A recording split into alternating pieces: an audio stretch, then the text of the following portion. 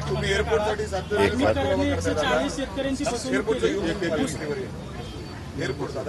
एअरपोर्टच्या सगळ्यांचं लक्ष लागलंय. काय होईल पुढे? एअरपोर्टच्या करता मधी मीटिंग मुख्यमंत्र्यांच्या नेतृत्वाखाली झालेली आहे. मुख्यमंत्र्यांची इच्छा आहे, माझी इच्छा आहे, मुरलीधर मोहोळची इच्छा आहे, आमच्या सगळ्यांचंच म्हणणं आहे. थोडंसं काय होतं, कुठलाही जर प्रकल्प करायचा की काहींनी म्हणायचं इथं घ्या, काहींनी म्हणायचं नाही पलीकडे घ्या. म्हणून मी मगाशी म्हणलं की आता सरकारमध्ये काम करत असताना 95 लोकांचा फायदा कशात होतो ते बघून निर्णय घेतले जातील. कारण ज्यांच्या जमिनी जातात ते विरोध करणारच, ते 4-5% राहणारच.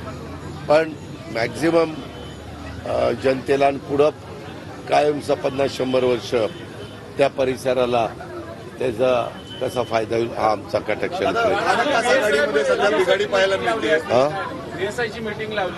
कुठली?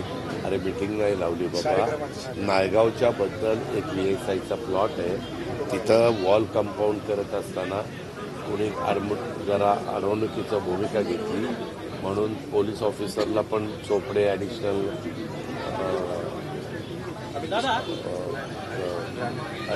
SP आणि काही लोकांना मी तिथं बोलवलं आणि सकाळी मी पंकज देशमुखांनाही सांगितलं की ते आपल्याला करून घ्यावं लागेल.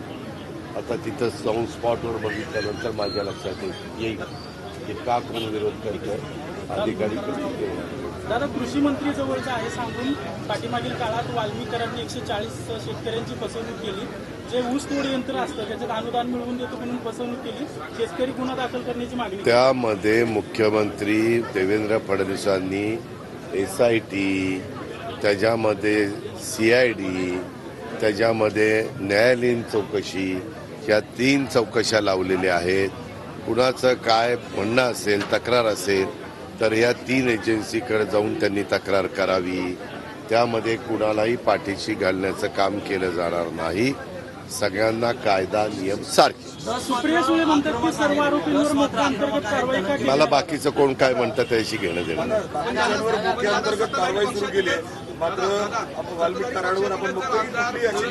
त्या संदर्भामध्ये जे कोणी दोषी असेल त्यावर कारवाई केली जाईल असं राज्याचे प्रमुख देवेंद्रजींनी सांगितलेलं आहे.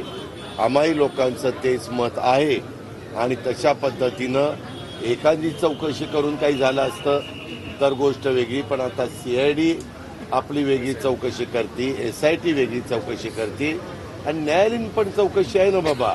त्याच्यामुळे तिथं काही सरकारने काही कुणाला वेगळं काही ट्रीट करायचा नाही. सगळ्यांना कायदा सारखा. महाविकास आघाडीमध्ये बिघाडी पाहायला मिळते. शरद पवार स्वतः नाराज दिसत आहेत आणि त्याचबरोबर आज म्हणजे संजय राऊत सुद्धा टीका करतायत. CMना भेटतायत. मला महाविकास आघाडीचं काही माहिती नाही. महायुतीमध्ये आम्ही काम करतो. आता तुम्ही अरे बाबा मला माहिती नाही, उगीच काहीतरी माझ्या तोंडून मधून घेऊ नका. मला महाविकास आघाडीचं माहिती नाही.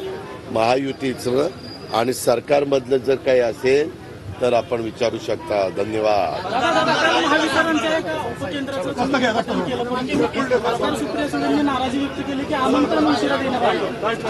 त्यांनी पत्र मुख्यमंत्र्यांना दिलेलं आहे. ऊर्जा खातं मुख्यमंत्र्यांच्याकडे आहे. मुख्यमंत्री म्हणजे माहिती घेतील आणि त्याच्यातनं कोणची योग्य कारवाई करतील. त्या संदर्भामध्ये कितीदा तेच सांगायचं. जे कोणी त्या एकंदरीत चौकशीमध्ये दोषी असेल त्या सगळ्यांवर कारवाई होईल.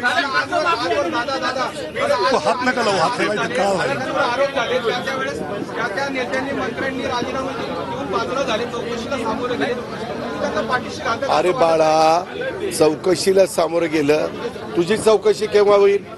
तुझं नाव आलं तर होईल ना. तुझं जर नाव नसेल तर चौकशी बळबळ तुझी करतील का रे? काय तुम्ही पण